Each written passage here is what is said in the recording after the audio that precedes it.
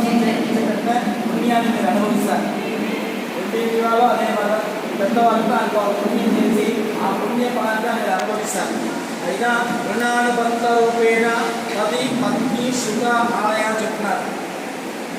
ఒక మగవాడికి పెళ్లి చేపిస్తూ ఆడదని ఎంతో సార్లు వెతుకుతారు జాతక రీత్యా. అదే మరి ఒక ఆడబిడ్డతో పెళ్లి చేపించాలంటే ఒక ప్రకార జాతక అంత వెతుకుతారు. వెతికిన వాళ్ళకే వారికి వివాహం చేపించి పెడతారు.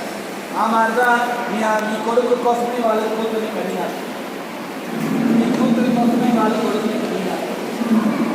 ఇంకా మీ పూర్వజన్మ భర్తను వాళ్ళు చేసిన పుణ్యాన్ని కొనగలుగుతారు. మీరు వారికి వివాహం చేపించి పెట్టినారు. ఆడికి బిడ్డ పుట్టింది. బిడ్డ పుట్టినప్పుడు గర్భంగా ఉంది. గర్భంగా ఉన్నప్పుడు ఒక్కొక్క మాసం ఒక్కొక్క అంగా 30 దినాలు తెలియదు.